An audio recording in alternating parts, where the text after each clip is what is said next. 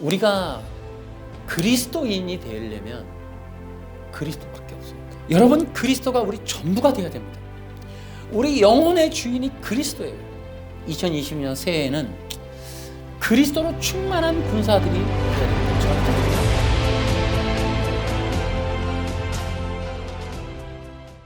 새해가 열렸습니다. 많은 사람들이 소원을 가지고 정동진 태양 앞에서 소원들을 빌었을 것인데 아마 미래가 좋아지기를 바라서 그렇게 했겠죠. 전 세계에서 가장 많은 교인이 바로 태양교회예요.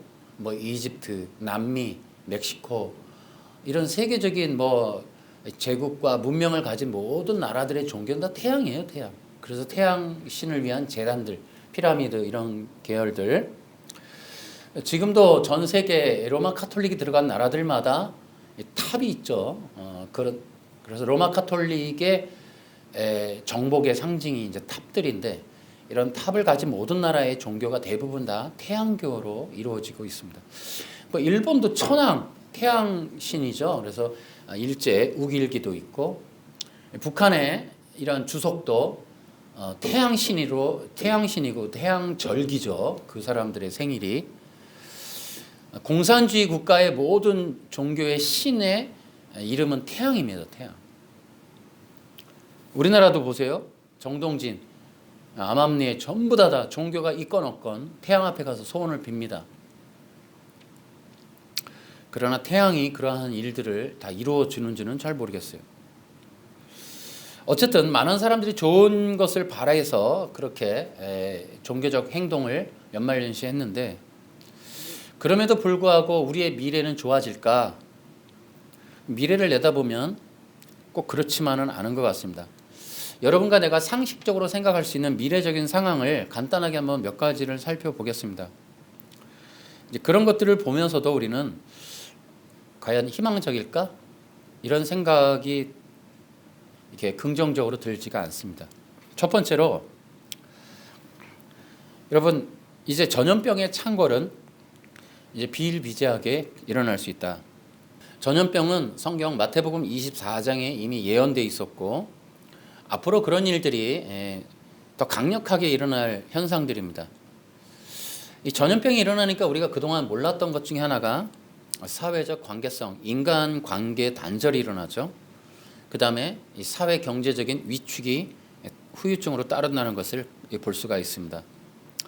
이 전염병은 세계적인 경제와 정치 모든 문화를 바꾸는 힘이 있다는 걸 보게 되었어요. 앞으로도 이 전염병의 창궐은 세상 문명을 뒤바꾸는 전환점이 될 수도 있다는 걸 기억할 필요가 있습니다. 우리가 또 상식적으로 생각할 수 있는 건 세계 문화의 변화와 경기 침체의 지속적인 상황이라는 거예요. 여러분, 경기 침체는 불을 보듯 뻔한 일이에요. 왜 그러느냐? 부의 편중, 부가 어떤 소수의 사람들에게 전부 쏠리게 돼 있어요. 그래서 이 가난한 사람들은 더 가난해지는 이런 비상사태가 올 수 있다. 그러니까 여러분들은 기억하셔야 되는 게 우리가 앞으로 경제 호황이라기보다는 경기 침체는 당연하게 올 것이다. 그에 따라서 하층민들의 의식주 문제는 위기 상황이 올 수도 있다라는 거예요. 우리가 세 번째 우리가 상식적으로 생각할 수 있는 건 통제 시스템의 이런 사회적 장착이에요. 이제 사람들이 우리가 이제 이번 코로나를 통해서 하나 우리가 체험한 것은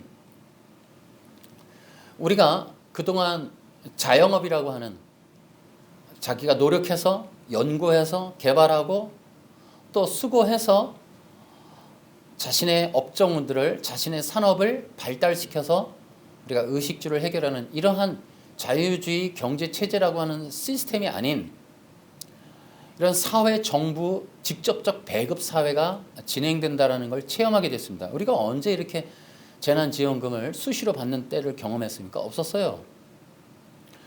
이상하게도 무상급식을 시작을 하더니 지금 이 전염병이라고 하는 것이 무엇을 바꿔놨냐? 자유경제라기보다는 정부의 직접적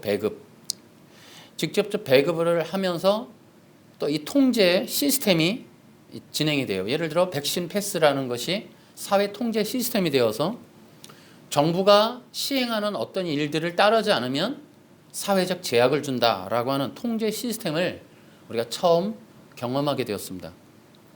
이것은 시작에 불과하다. 앞으로 우리가 만나야 될 세상은 자유경제이기보다는 정부적 직접적 이 통제 시스템 하에서 살아가야 된다라는 것을 우리가 예견할 수 있습니다.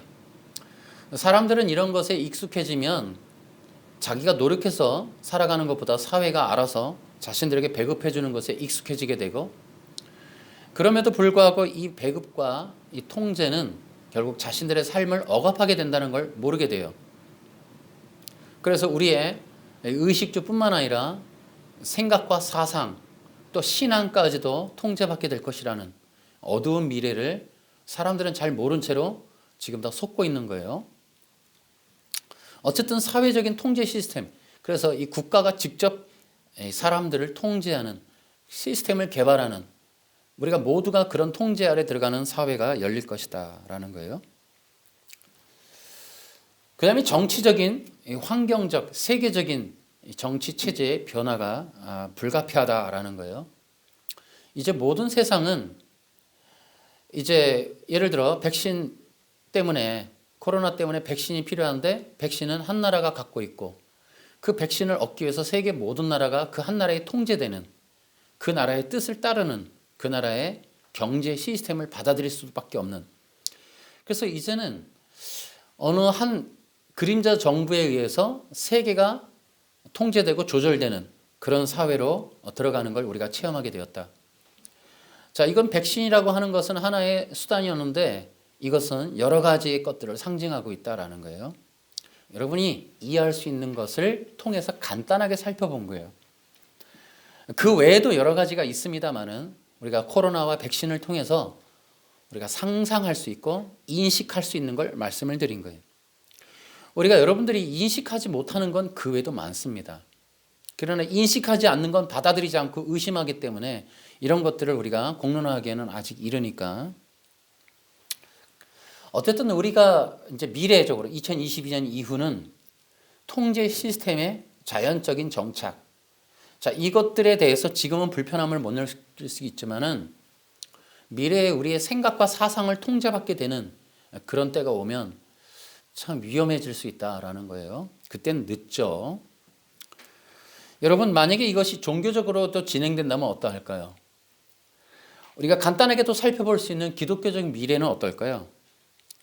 여러분, 기독교와 교회, 사회 통제 시스템에서 제외될까요? 열애일까요? 아니에요. 코로나가 진행되고 나서 우리가 깨달은 게 한 가지가 있어요. 사회 통제 시스템은 종교에 더 가혹하다라는 거예요. 절대로 예외일 수 없을 뿐더러 더 강력한 통제가 시행되는 게 종교입니다. 특히나 기독교. 불교는 어디에도 그렇게 하지 않아요. 기독교만 그렇습니다. 자, 그렇기 때문에 자연적인 현상은 이제 기독교와 교회, 신앙의 위기가 도래할 것이다. 그래서 이것은 왜냐하면 많은 사람들이 교회를 떠나가게 돼요. 통제가 시행되면 이제 교회를 떠나는 사람들이 늘어나게 됩니다. 또한 이 교회를 떠나가는 이유 중에 하나는 기복적인 이유 때문에 그래요. 코로나를 통해서 하나 경험하는 게 위기와 또 재난이 닥쳤는데 교회나 또 목사님이나 기도가 효력을 발휘 못한다. 나의 의식주를 위기 때 진짜 교회가 해주는 게 없구나 싶으니까 기복적인 이유로 교회를 등지게 됩니다. 교회의 무능력을 탓하는 거죠. 자, 이런 일들이 이제 자연적으로 기독교 안에서 일어나게 될 것이고, 이제 가장 이제 무서운 것이 바로 사상적인 변화인데, 그것은 뭐냐면 기독교의 사상적 변화, 곧 인본주의의 활성화, 내지는 이 기독교의 변질, 인본주의로의 변질이 일어나게 될 것이다. 무너지는 교회들, 이제 교회가 지금 무너지고 있죠. 수많은 사람이 떠나가고 있어요. 그런데 교회가 무너지고 사람들이 떠나가는 것과 별도로 사람들 속에 생각되고 장착되어 있던 교회와 전통적인 방식과 관습이나 생각들이 빠져나가면서 그 빈 공간을 인본주의가 차지하게 된다는 거예요. 그래서 인본주의 문화와 종교의 이런 활성화가 기독교 안에 장착이 되어버리는 일들이 일어나요. 전통적인 방식으로 기도하고 또 헌신하고 충성하고 하는 것이 아닌 이제는 인권, 가난한 사람, 아프리카, 기후 문제, 가난과 구제, 복지 문제 이런 것들이 교회의 전통적인 트렌드를 대체하게 될 것이다. 그래서 예를 들어 우리가 릴레이 기도라든지 산상 기도 또 부흥회 이런 것들을 대체하는 새로운 기독교의 뉴 노멀이 들어온다. 이제는 인권이라는 것이 기도보다 더 우선시되고 성경 공부하는 것보다 구제하는 일이 더 중요하게 여겨지는, 교회에서 봉사하기보다는 나가서 이 아프리카 문제를 돕는 일들, 이런 것들이 더 소중하다라고 여기게 되는 일들이 비일비재하게 일어나게 됩니다. 그래서 교회에서 기도하는 것이 더 중요했는데 이제는 도덕적인 성품을 갖는 걸 더 중요하게 여기고, 이제는 성령 충만한 것보다는 윤리적으로 온건한 사람들을 더 선호하게 되는 그러한 교회나 이 목사들을 더 선호하는, 그래서 진짜 성령의 사람을 찾기보다는 윤리적으로 깨끗한 사람을 찾게 되는 이러한 인본주의 기독교의 활성화와 이 대체 혹은 이 새로운 시스템, 뉴 노멀이 들어오는 그런 변화가 일어나게 될 것이라는 거죠. 그 사람들은 성령 충만한 목사님보다는 윤리적으로 깨끗한 사람을 좋은 목사라고 여기게 되는 시대가 와요. 이제 아프리카 가서 사진 찍는 사람, 이제는 기후 문제에 앞장서는 사람, 환경 문제 때문에 교회 옥상에다가 야채 심는 목사님, 이런 분들이 더 중요하고 좋은 목사님으로 인식되게 될 거예요. 모든 교회가 그런 방식으로 이제 시스템이 이제 인본주의화로 변화되게 될 것이다라는 거예요. 또 하나는 기독교의 위기를 우리가 상식적으로 예측할 수 있습니다. 그것은 뭐냐 하면 이 미래적인 사회가 공산사회로 돌아가게 됩니다. 왜냐하면 미래적으로 이 바벨 문명이 들어오게 되면 사람을 통제해야 되는데, 그래서 사회적으로 통제 시스템, 지금 백신 패스가 시행되죠. 이 사람을 이렇게 통제하는 일들은 공산 사상이 없으면 불가능합니다. 사람을 통제해야겠다라는 생각은 공산주의만 가능해요. 자유주의에서는 통제라는 게 없어요. 서로 간에 경쟁 시스템이 도입되기 때문에. 그러나 경쟁이 아니라 통제라는 시스템을 수용하고 합리화하고 그것을 활용하는 세력이 공산주의 사상이에요. 그래서 공산주의와 사회주의에 물든 사람들이 지배 세력이 되면 사람들을 통제하는 시스템을 구축하게 돼요. 근데 그것들이 교회 안에도 들어온다는 거죠. 그래서 교회를 통제하는 일들이 이제 일어나는데 그것은 사상적으로 변화, 곧 공산주의와 이 사회주의의 변화. 그러니까 교회 안에 어떤 사람들이 들어와요? 이제 목사님이나 또 교회 지도자나 이런 사람들이 대체로 목사님 전통적인 신학교 출신이 아닌 사회주의 운동가들, 공산 사상이 물든 사람들이 들어오게 되는 거예요.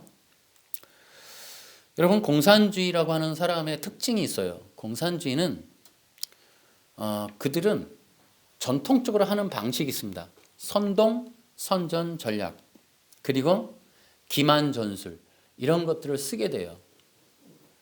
그러니까 한국 사회가 2022년 이후에도 계속적으로 공산주의 사회에 노출되면 선동과 선전이 멈추질 않고 기만 전술이 활용이 되죠. 예를 들어 이런 거예요. 광우병 파동을 기억하시나요? 여러분, 미국 소고기 먹고 머리 구멍 난 사람들이 있나요? 상식적으로 생각해 보세요. 여러분 기억하십시오. 공산주의는 인간들을 지배하고 통제하는 유일한 수단입니다. 여러분, 이런 것이 없이는 사회의 통제 시스템이 못 들어와요. 여러분, 지금 중국을 생각해 보세요. 기업들을 다 통제하고 또 스마트 가로등을 통해 이 15억 중국인들을 전부 통제하고 그 얼굴 인식으로 한 명 한 명의 데이터를 다 분석해서 그들을 완전히 시스템화하는 사람을 도구화하는 일들, 공산주의만 가능합니다.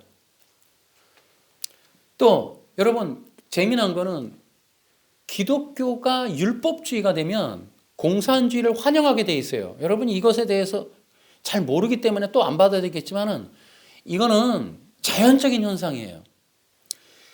기독교인들이 오히려 공산주의를, 그러니까 공산주의라고 받아들이는 게 아니라 그러한 성향과 사상과 시스템을 환영한다니까요. 교회가.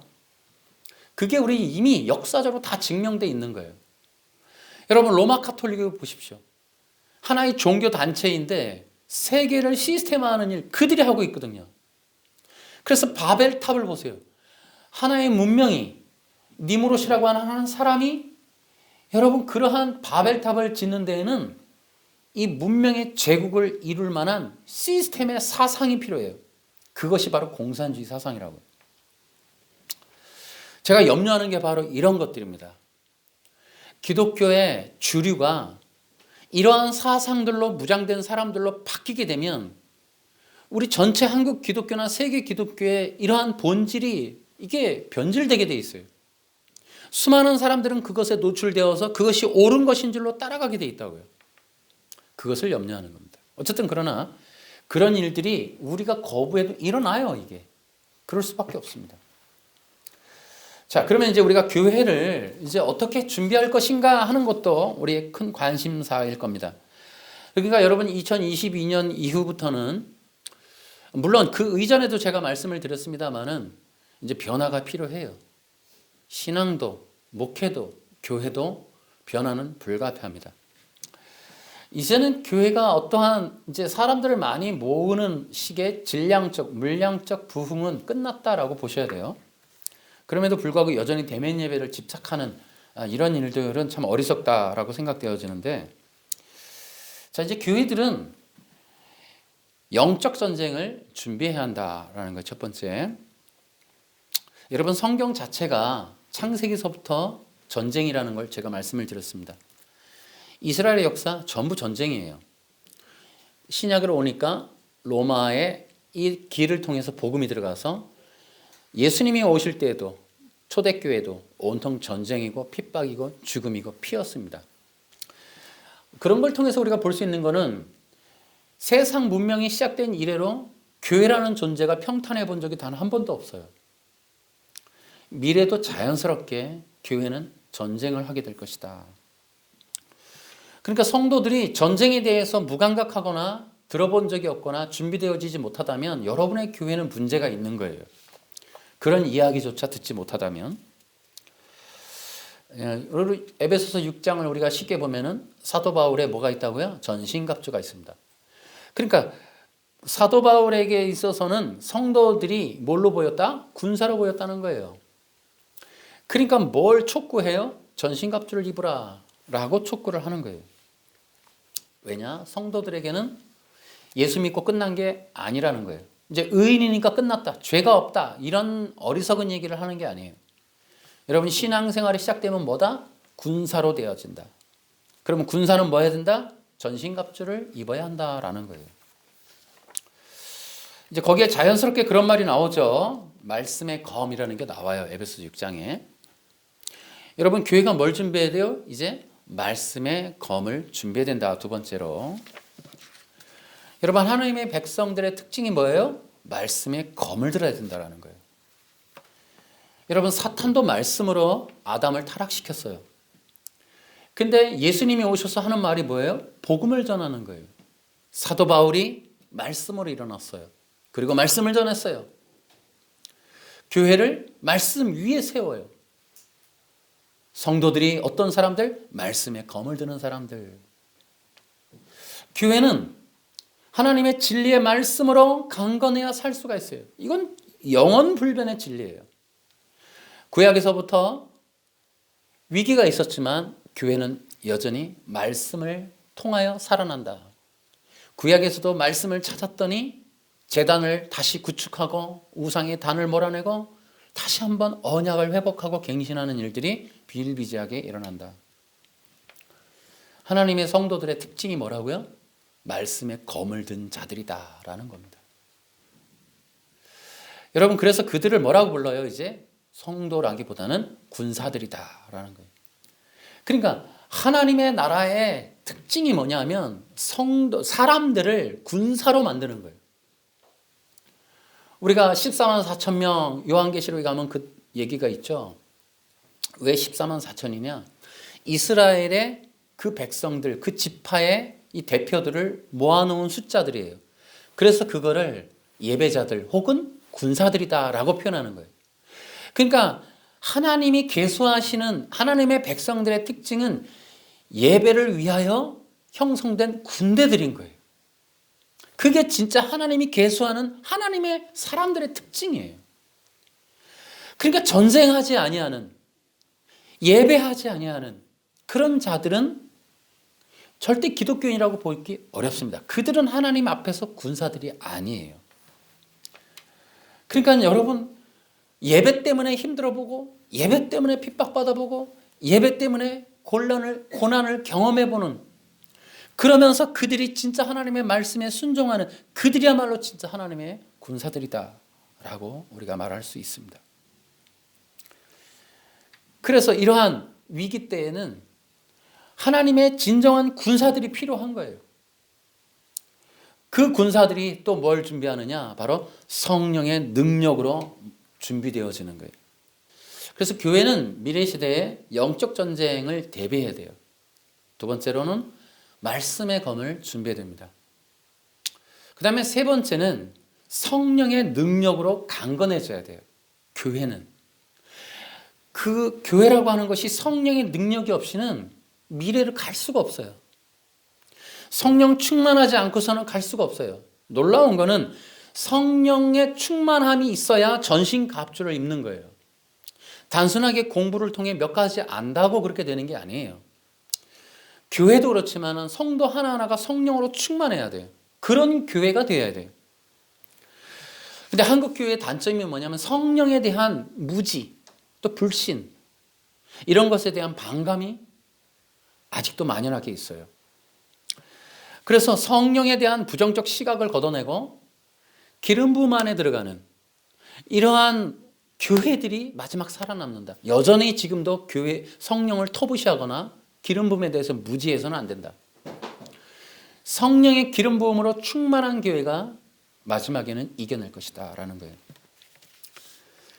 그러면은 성도들 개인은 어때야 될까라는 거예요. 첫 번째로 성도들은 군사가 되어야 된다라는 거예요. 성도들이 군사로 무장되어야 된다라는 겁니다. 그러면 당연하게 교회는 어떤 곳이어야 되느냐? 성도들이 아니라 군사들을 세우는 것이 진짜 교회예요. 여러분 이제는 긴급한 시대예요. 과거가 아니라고요. 여러분 개인의 신앙도 위기예요. 교회도 위기지만 개인의 신앙도 위기입니다. 코로나 이전 시대로 못 돌아갑니다. 여러분 여전히 코로나 이전 시대의 신앙을 기억하면 여러분 우리 다 어리석은 자예요. 우린 경험했죠. 2년, 3년. 제가 앞서 말씀드렸듯이 미래가 희망적이지 않아요. 미래가 더 암울하다고요. 더 어렵다고요. 여러분이 신앙을 얼마나 중요하게 여기느냐에 따라서 여러분이 군사가 되고 성도가 되는 거예요. 그러니까 원리적으로는 지금 성경이 교인들을 군사로 여기고 있죠. 앞서 말씀드렸듯이. 근데 우리 한국에는 인본주의가 만연돼 있어서 우리가 교회 가서 좋은 말을 듣는 것을 예배라고 생각한단 말이에요. 1시간 예배 참석, 1시간 넘어가면 막 불평하고. 이제 이런 게 만연돼 있는 그런 시대에 한국 교회에 있기 때문에 성도들이 군사가 된다. 이건 특별한 몇 소수의 광신도나 과격한 교회라고 생각해요. 여러분 그렇지 않아요. 기본적 성도 자체가 군사예요. 성경 자체가 그렇게 여기고 있다니까요. 여러분 미래적으로 내가 신앙이 중요하다고 여기면 내 신앙을 지키기 위해서라도 강해져야죠. 그럼 어떻게 지킬 거냐고요. 여러분 우리 주변에 지금 이단들이 얼마나 많습니까?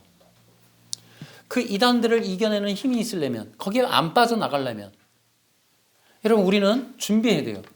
여러분 CLF라는 게 있어요. 여러분 거기 대표가 박옥수예요. 박옥수는 기쁜 소식 선교의 대표고 창립자예요. 그러니까 이미 그거는 구원파로 낙인 찍혀 있어요. 제가 CLF한테 전화해서 CLF 구원파군이 어딘 구원파가 아니라는 거예요. 그러니까 그들이 길길이 날뛰어요. 박옥수가 대표고 창립자인데도 구원파가 아니라는 거죠. 구원파 소속이고 구원파의 대표인 박옥수가 한 번도나 구원파 안 하겠다는 커밍아웃을 한 적이 없는데도 불구하고 여전히 CLF가 구원파가 아니라는 거죠. 이거 다 속임이에요. 미혹이라니까요. 그런데 여러분 많은 사람들이 속는 거예요 지금. 그러니까 이런 일들이 비일비재하게 일어나면서 사람들을 속이고 있어요.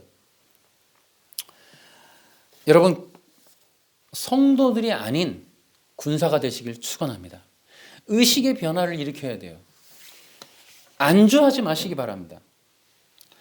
그래서 교회는 시스템을 바꿔야 돼요. 성도가 안일한 신앙생활 일주일에 1시간 예배 드리는 걸로 만족하는 게 아니라 정말 군사로 세워주는 시스템으로 바꿔야 돼요. 많은 사람을 모으려고 하는 게 아니라 한 사람의 군사를 만드는 게 중요하다라는 거예요. 여러분 교회가 진짜 미래를 대비하고자 하는 것을 볼 수 있는 관점이 거기에요. 저 교회가 진짜 미래를 준비하는가 그걸 볼 수 있는 관점은 성도 하나하나를 어떻게 여기는가를 보면 돼요. 여전히 많은 사람을 불러 모은다? 여러분 그 목사님이 도대체 무엇이 되고 싶었길래 어떤 존재가 되고 싶어서 어떻게 세상 속에 나타나기를 원하기 때문에 그러는가 하는 의심을 받게 돼요. 사람들이 여전히 자신들의 앵벌이가 되어서는 안 돼요. 큰 교회의 재물이 되어서는 안 돼요. 여러분 성도 한 명 한 명이 군사로 세워지는 그러한 시스템이 장착되어지는 교회가 미래적 교회다라는 걸 좀 인식하자는 거죠. 지금부터 교회 가시는 분들이 계시다면 2022년에도 여전히 교회를 가고자 하신다면 여러분은 군사로 모집되고 있는 거예요. 하나님께 초청되고 있다라고 하는 것을 기억하시기 바랍니다. 여러분 군사들이라는 것이 왜 필요하다고요? 전쟁이 있으니까.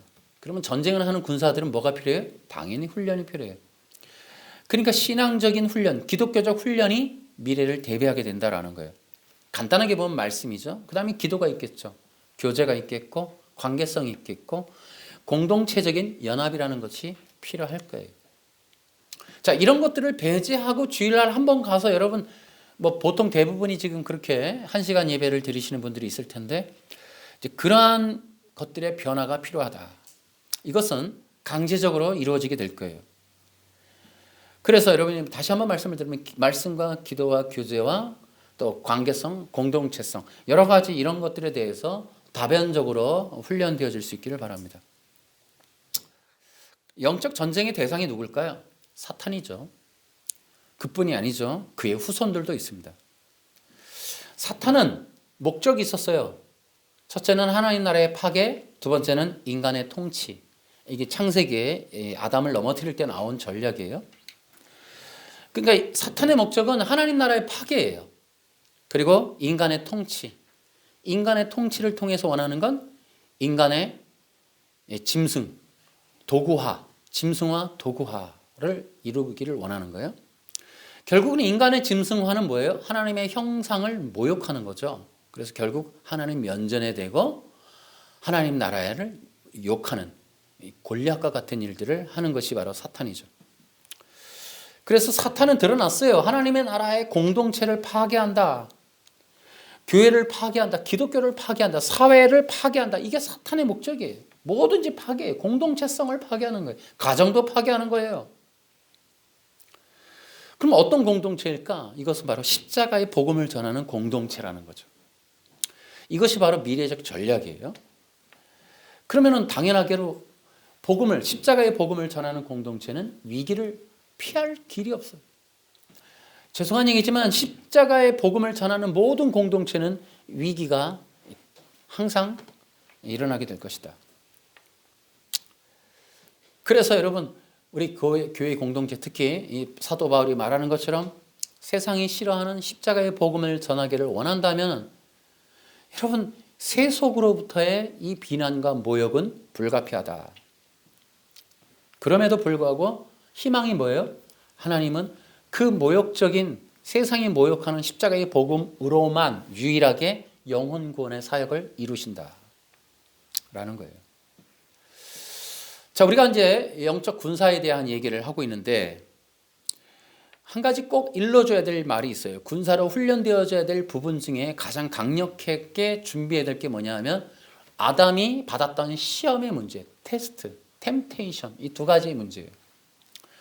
그러니까 아담이 받았던 이 템프테이션, 이 유혹이라는 것에 대해서도 우리가 알고 대비해야 돼요. 그래서 우리가 한 몇 가지를 말씀을 드리면 이렇습니다. 사탄의 시험은 뭐였냐면 인간의 욕구, 욕망의 성취를 충동질한 거예요. 그것이 시험의 첫 관문이에요. 첫 관문. 여러분, 우리가 욕구, 욕망이라는 것에 대해서 종교성으로 우리가 들어가기는 하지만 그것이 살아있으면 시험 받는데 굉장히 쉽습니다. 시험 덩어리예요. 또 하나가 뭐냐면은 욕구, 욕망의 성취라는 것이 드러난 이 충동질이 전략이지만은 이게 유혹이라는 것을 받을 수밖에 없는 내면적인 요인은 자기중심이에요. 모든 상황을 자기중심으로 이해하는 것, 그것이 바로 시험 덩어리가 됩니다. 인간의 문제가 뭐였냐면 왜 그리스도의 복음, 선악과를 그리스도의 복음으로 받아들일 수 없었을까? 그 인간이라고 하는 근원적인 본성, 곧 자기중심이 거기에 세워져 있었기 때문에 그렇습니다. 자기중심이라는 것의 요인은 크게 보면 세 가지로 구성되어 있어요. 하나는 자신의 존재감, 이것은 가로치고 자존심이에요. 두 번째는 권위의식이에요. 자신의 권위에 대한 문제. 나는 그럼 뭔데? 나는 종이야? 그럼 나는 어떡하라고? 그러니까 자기 자신이 사회 속에서 지탱되어지는 사회적인 권위, 어떤 그런 의식이 자기중심에 있어요. 또 하나는 인간은 본성적으로 그의 인생을 다해서 추구하는 게 뭐냐면 자기 영광이에요. 그러니까 이 존재감, 또 하나는 권위의식, 또 하나가 영광, 이 세 가지가 구성되어지면 자기중심으로 똘똘 뭉치게 돼요. 그러니까는 이 세 가지가 바로 이 시험든 원인이, 아담이 시험든 원인이에요. 그러니까 하나님의 말씀, 창세기 2장 16절이 제시됐을 때 아담이가 그 속에서 죄가 드러날 수밖에 없도록 충동질 받은 게 바로 하나님의 제한성과 한계성. 그것이 뭘 기스냈냐면 내가 하나님의 왕적 존재인데 라고 하는 자존감, 그 다음에 왕적인 존재의 하나님과 그리스도와 자신의 이 권위의식, 서로 간의 이 경쟁, 비교의식을 통한 이 권위, 내가 더 높은데, 내가 더 낮은데, 그 다음에 그리스도를 통하면 나는 뭐가 되는데, 나의 영광은, 내 삶은, 나는 뭐가 자랑스러워지는데. 그러니까 인간이라고 하는 것의 이 자기중심은 끝없이 이 세 가지의 자기중심적인 요소들이 본능적으로 원활하게 돌아가게 돼요. 이제 그런 것들을 통해서 인간이 비교, 열등, 차별의식을 가지고 타인과 사람과 비교하게 돼요. 그뿐이면 괜찮은데 근원적으로 아담은 뭐와 비교했다? 그리스도와 자신을 비교했어요. 그러한 인간이 만든 문명이 뭐라고요? 바벨탑이에요. 그래서 그 바벨탑에도 우리가 우리의 힘으로 하늘에 닿자. 그래서 이게 인간이 끊임없이 그리스도와 자신들의 이러한 비교의식. 여러분, 인본주의라는 게 뭐예요? 그리스도 아닌 인간의 힘이거든. 인간의 힘을 주장하는 게 뭐냐면 결국은 그리스도를 대체하는 거예요. 이단들이 뭐예요? 예수님은 지났다는 거예요. 자기가 예수라는 거죠. 그러니까 인간은 끊임없이 자기의 영광을 추구해요. 그리스도의 영광이 아니라. 자기 자신의 권위를 높여서 그 권위로 사람들에게 존경을 받기를 원해요. 자기 자신의 자존감, 사랑과 경배를 받고자 하는 이 자존감으로 똘똘 뭉쳐 있어요. 사람들한테 어떤 사회 속에서 굉장히 말로 상처받을 때 이제 되게 그런 게 있죠. 사람들이 이 자존감의 문제. 그래서 그 사람들의 속에 있는 것들이 드러나게 되는 그런 말들이 사람을 상처를 주게 돼요. 이런 것들이 바로 이제 자기중심이라는 건데, 사람들의 시험은 바로 이런 것들로 이루어지는 거예요. 그래서 타인과의 관계에서의 이 존재감, 그 다음에 권위와 영광의 훼손, 이런 것들을 견디기 어려워하는 거예요. 제가 어저께도 그것이 알고 싶다에 스토킹에 대해서 봤어요. 근데 이 스토킹 하시는 사람들의 자세하게 그 사람들의 그 내면을 중심으로 방송을 하지 않았지만 내용을 보다 보니까 스토킹 하는 사람들이 스토킹의 대상자로부터 받는 어떤 핸드폰을 끈다든지 문을 닫는다든지 연락을 안 받는다든지 이런 것들을 통해 무시당하고 또 인정받지 못하고 이제 그러한 것에 대해서 그 사람들은 그렇게 한 게 아닌데도 불구하고 자기 자신이 그렇게 받았다라고 여기는 그 핸드폰 한번 껐다고 상처받았다. 인정 못 받았다. 날 무시했다. 거부했다. 네가 나를 이런 식으로 대우할 수 있냐. 나를 받아들이지 않았다. 이런 것들로 인하여 괴물로 돌변해버리는 거예요. 순간. 와, 그게 굉장히 무섭더라고요.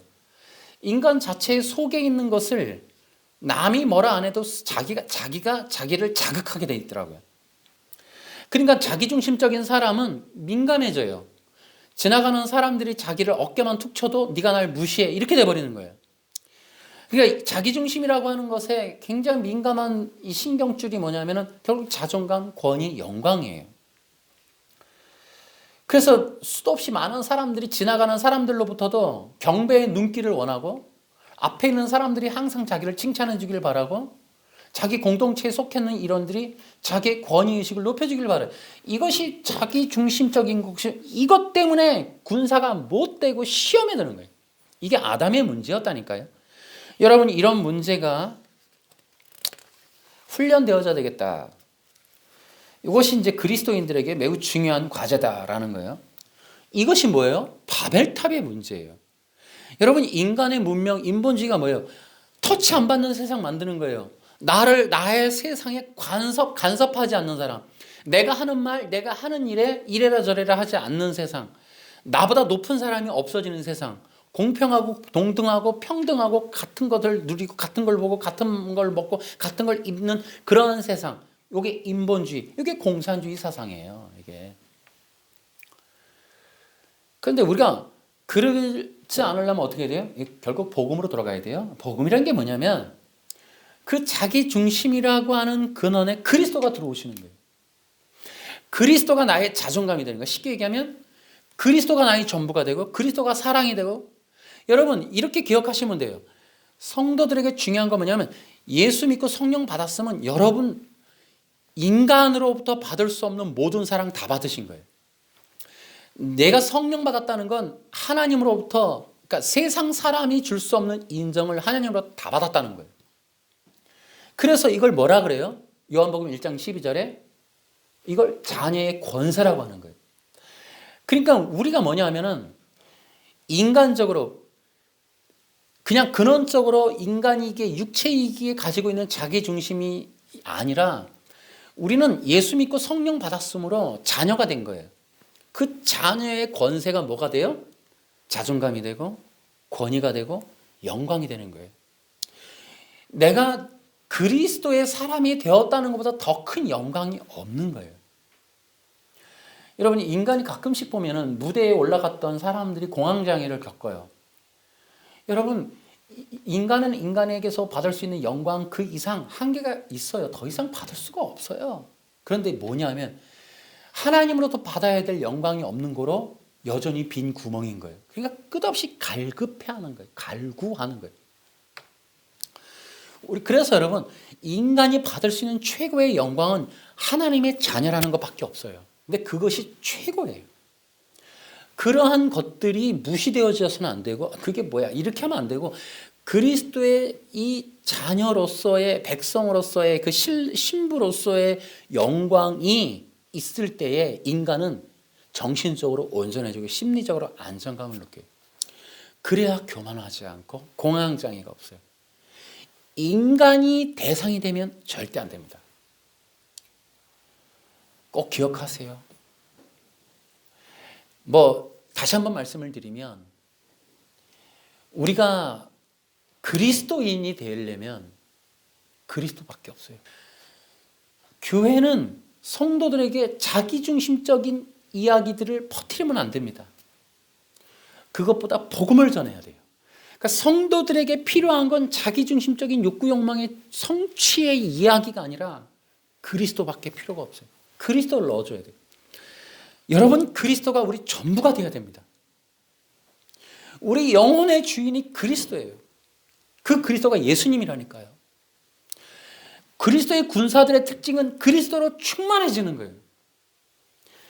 아까도 얘기했듯이 욕구 욕망의 성취, 그러니까 끊임없이 자기가 자기의 주인이 되어 있는 상태로는 군사가 되기 어렵습니다.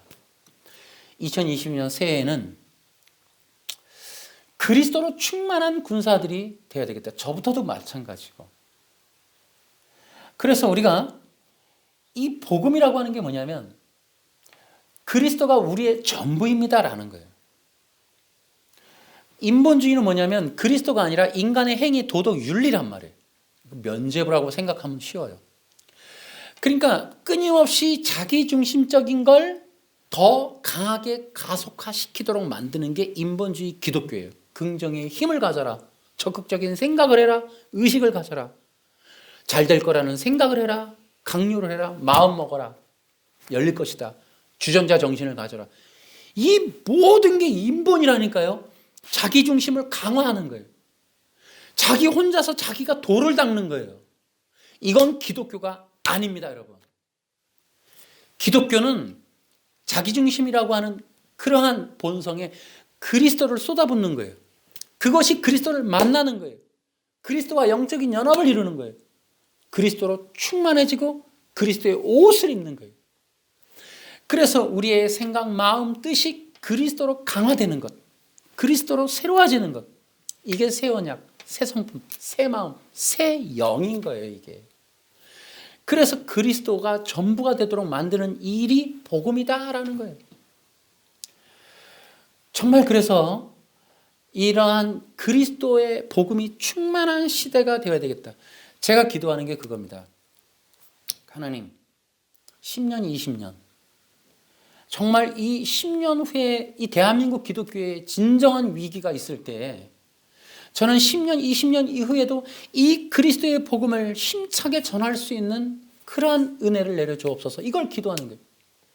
세상이 다 인본화되어도 인본주의 기독교가 뭔지를 모르고 전부 다 속고 있어도 여전히 우리가 진리의 길, 그리스도의 복음으로 충만해지는 이 생명의 길을 걸을 수 있도록 도와주시옵소서가 저의 기도 제목이라. 10년, 20년 해도 그때도 그리스도이신 예수님만을 추구하는 그런 복음을 전하고 싶다라는 그 소망이 있어요. 그것을 기도하는 거예요. 다른 것이 아니에요. 이 땅의 모든 영광 그리스도로 충만케 되어지도록, 모든 교회가 그리스도로 충만케 되어지고, 모든 성도가 그리스도로 충만케 되어지도록, 적극적인 사고방식, 주전자 정신, 이런 정말 세속화, 인본화로 쩔어버린 그런 어떤 사설들, 기독교적인 성경이라는 모티브를 가지고 만들어내는 인본의 사상들, 이걸 걷어내버리는 그리스도의 이 복음, 그리스도의 말씀, 이걸 끊임없이 한 사람에게라도 더 전할 수 있는, 그래서 성도들이 그리스도로 먹고 마시는 일이 충만해지고 이것이 일반화되는 일이 있도록, 그것이 저의 소망일 뿐더러 하나님이 바라시는 것이 아니냐.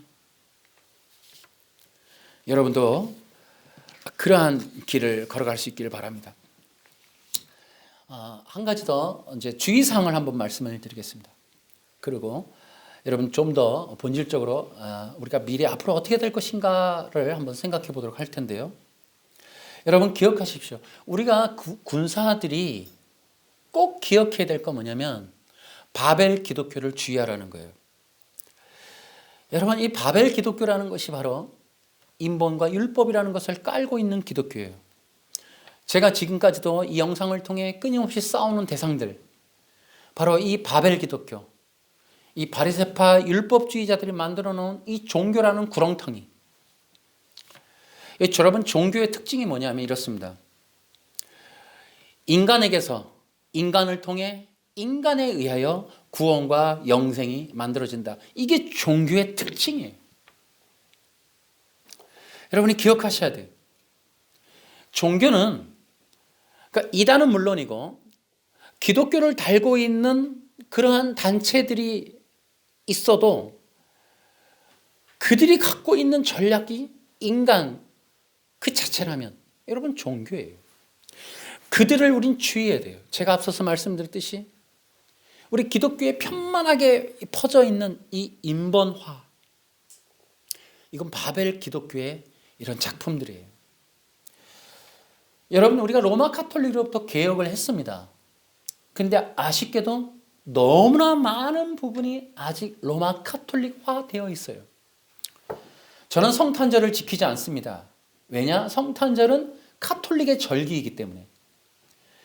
여러분, 아기 예수를 환영하게끔 만들어 놓지 않았어요, 성경은.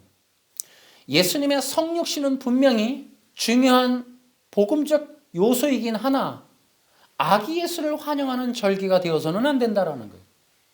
결국 그 길이 예수님의 이 마리아의 이 복속, 또한 아기 예수를 통한 이 절기가 구약과 신약의 단절을 가져오고 영원한 생명 하나님이신 그리스도의 이러한 삼일체적인 요소가 사라져버리게 되는 여러 가지 요인들이 이 성탄절 안에 부작용으로 들어있습니다.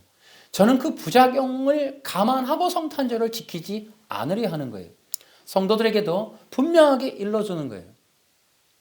이미 세속화, 축제화, 이방 종교화 되어버린 이 성탄절을 저는 이것을 지키지 않을 뿐더러 이것은 기독교가 해야 될 절기가 아니지 않느냐. 맥주감사절도 저는 지키지 않습니다. 그것은 우리가 말마따나 추수해서 1년 동안 농산물을 바치라는 절기로 문자화해서는 안 되는 절기이기 때문에 그렇습니다. 여러분은 어느 누구도 우리 대한민국이 6월절을 지키지 않습니다. 정통 기독교가. 맥주감사는 헌금 받아서 다 지키는데 이상하게 6월절은 지키지 않아요. 여러분, 절기 문제가 전부 다 유대인들이 만든 로마 카톨릭화 되어버렸다라는 거예요. 돈과 절기를 연관시켜서 복채 내듯이 하는 이런 시스템을 여러분 여전히 우리가 이걸 고수하고 있다는 건 우리 기독교의 참 부끄러운 면이다라는 거예요. 저는 그래서 개혁주의 신학이라는 것에 포함되어 있는 인본적인 요소들을 주의하라는 거예요. 여러분, 주위에서 우리 영상을 보시는 분들 앞으로도 지속해서 보셔야 될 부분은 개혁주의 안에 있는 인본주의, 바벨 기독교의 전략들을 다 뽑아내는 거예요.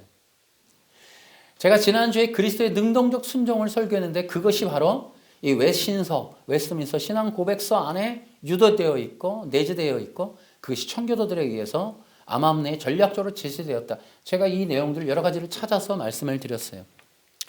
우리가 알고 있는 이 청교도 혹은 웨스트민스터 중세 또 이 개혁신학이라고 하는 것들도 여전히 그 안에 바리새파 유대인들, 유대 회복주의자가 들어가서 변질시켜 놓은 부분들이 여러 있다라는 게, 물론 전부 다 그러냐 그것까지는 제가 말할 수 없으나 요소들이 분명히 내재되어 있다. 그런 부분들을 우리가 알게 되면 우리가 그것을 개혁해내는 그런 일들도 해야겠다. 무조건 맹신하지 말아라. 내가 믿는 교회, 내가 믿는 교단, 내가 따라가야 돼, 개혁주의 다 맹신하지 말아라. 그래서 우리가 이 개혁주의라고 하는 소위 말하는 정통 기독교에서도 바벨 기독교를 분별하고 선별하는 일도 필요하다. 앞으로 그런 일들도 우리가 해야겠다. 제가 주변에 나이 드신 분들이 안식일 교단 들어가는 걸 보고 참 마음이 아팠어요. 그러면서 생각드는 게 그렇습니다. 나이 드신 분들에게 예를 들어 구약에 안식일 지키라고 돼 있지 않냐라고 제시하면 어느 누가 부정하겠어요. 우리 개신교 특히 우리 이 목사님들은 문자적 해석을 좀 개혁하는 일들도 병행했으면 좋겠다. 이 구약이나 신약이나 합쳐서 모든 설교가 정말 그 설교가 마지막이 될 수도 있는 성도들이 있어요. 그들을 향해서도 우리가 해줄 수 있는 말은 그리스도예요. 그런 일들이 많아졌으면 좋겠다라는 생각을 합니다. 여러분, 이제 우리가 그리스도의 군사가 되면 우리가 어떻게 해야 되는가? 또 그들은 어떤 것들이 특징일까? 그리스도의 군사의 특징을 보시면 우리가 오늘 본문에도 나오지만은 복음 때문에 고난을 당해요. 예수 그리스도의 복음 때문에 고난받는 것이 군사들의 특징이에요. 또 이 요절 말씀을 보면은 그리스도의 군사들은 함께 고난을 받아요. 함께함이 필요해요. 그러니까 이 그리스도의 군사들은 군대 소속이에요. 제가 이 영상을 보는 모든 분들에게도 부탁을 드리는 거예요. 군대 속에서 훈련받는 군대가 되시길 바라요. 그리고 그리스도의 이름으로 고난을 받으시고 함께 고난을 받을 수 있는 그런 자들이 되길 바라요. 바울이 이렇게 얘기합니다. 나는 이 복음을 전하는 사람으로 선택받았고 또 사도와 교사의 직분을 받았습니다. 그리스도의 군사들의 특징이 뭐냐면은 자신의 개인적인 삶의 문제로 이 세상에 존재하지 않는다라고 생각하는 거예요. 자신의 삶의 문제가 개선됐어요. 뭐요? 삶의 목적이 이해되는 거예요. 그리스도 때문에 산다라는 거예요. 그래서 이렇게 생각하세요. 자신의 삶의 문제를 그리스도에게 포함시키세요. 그러니까 자신의 삶과 그리스도의 이 사역이 별개로 구분되어 있으면 군사가 될 수가 없어요. 내 삶의 문제, 모든 문제와 영역과 가정과 모든 것까지도 여전히 그리스도와 그리스도의 영광과 연관되어 있다라고 생각하는 게 군사들의 특징이에요. 그러니까 교회에 나가서 설교 듣는 것과 자신의 삶을 추구하는 게 별개의 것이 되어서는 안 된다라는 거예요. 이 땅 어차피 사는 거 이제 하나님의 나라가 있다라고 믿는다면 우리는 이 땅에서 그리스도의 영광 하나밖에는 목적이 남아있는 게 없어야 돼요. 그게 군사들의 특징이다라는 거예요. 그래서 이 그리스도의 복음으로 고난을 받고 또한 함께 연합되어지는 것과 함께 아울러 자신의 삶의 문제가 그리스도의 사역과 연관되어지는 이러한 변화와 훈련의 과정들, 이러한 결과적인 일들이 군사들이 해야 될 일이다. 또 군사들의 특징이기도 하다라는 거예요. 이제 말씀을 마쳐보겠습니다. 여러분, 이제 교회는 매우 위험하다라는 거고요. 앞으로도 영상에서 계속 지속적으로 말씀을 드리겠지만 우리 교인들의 특징들이 또 제가 이제 오랫동안 목사 안수만 20년 차가 이제 됩니다만은 제가 경험을 해보면 성도들도 경험을 해보면은 로마 카톨릭적인 의식들이 있어요. 그러니까 교회가 나를 구원하는 것처럼 생각하는 경향도 있어요. 교회에 어느 교회에 소속되어 있느냐가 무슨 자기의 어떤 영생과 관련이 있다라는 생각을 하는 경우가 많아요. 여러분, 교회 자체가 중요한 게 아니라 그리스도가 중요하다라는 의식도 가질 필요가 있어요. 물론 교회가 중요합니다. 그러나 어떤 내가 맹신적인 것을 생각하면 안 돼요. 우리 교회 CLF 사람들이 와갖고 막 방해한 적이 있어요. 여러분, 저는 되게 불쌍했어요. 한편으로는 그들이 믿는 교회가 얼마나 확신되어지길래 저렇게 잘못된 걸 갖고도 저렇게 나쁜 행동들을 하면서도 저렇게 양심의 가책을 안 느낄까, 이런 생각을 해봅니다. 우리 개인적으로 그리스도의 군사들이 되기를 개인적으로 바랍니다. 그래서 교회가 세력화되는 이 문제, 교회의 세력에 대한 맹신적인 추종, 정통적인 교회도 주의해야 돼요. 이런 문제들이 이제 코로나와 함께 다 사라져야 될 과거의 잔재들입니다. 이제는 성도들이 좀 더 무장되어지는 것에 좀 관심을 가졌으면 좋겠어요. 이단들이 하는 일을 우리 정통교회들도 많이 했으면 좋겠어요. 이단들은 얼마나 훈련을 많이 시키는지 몰라요. 그래서 이단들이 다른 어떤 이야기가 들어가지 않을 만큼, 누구랑 토론해도 이길 만큼의 강력한 훈련들을 받더라고요. 특히 신천지에. 이제 이 정통 기독교도 복만 받으려고 교회 가는 이런 대부분의, 거의 뭐 대부분인 것 같아요. 이런 일들을 그만하고 복음과 성령으로 무장되는 그런 일들을 병행했으면 좋겠다. 아울러 이제 미래 세대는 우리 개인적인 성취도 중요하지만 이제 개인적인 성취가 매우 어려워지는 그러한 이 어떤 사회 시스템이 돌아가는 그런 때가 됩니다. 그래서 우리를 성공 지향적인 존재가 아닌 이런 도구 중심적인 존재로 보고 이 통제적인 어떤 일원으로 보기 때문에 우리 개인적인 야망의 성취는 거의 통제 시스템의 복종과 추종을 하는 전제하에만 가능해지는, 그 복종하는 시스템에 추종되어지는, 헌신되어지는 사회의 일원으로 만드는 일에만 허용될 가능성이 많습니다. 우리 자유적인 어떤 개념이 아니래요. 기독교인들도 마찬가지예요. 이제는 내가 내 복을 위해서만 다녔다면, 이제는 그리스도의 영광, 내 영광을 추구했다면 그리스도의 영광을 위해서 사는 그런 사람들이 살아남지 않겠나. 이제는 내 교회의 중심적이 아니라 이제 그리스도의 공동체를 위해서 목회하는 그런 교회들이 또 살지 않을까, 이런 생각을 하게 됩니다. 여러분 모두가 살아남으시고 그리스도의 복음으로 충만해져서 미래 세대 오랜 시간까지도 살아남아서 하나님께 쓰임받는 여러분 되시기를 주 예수님의 이름으로 축원합니다. 박수로.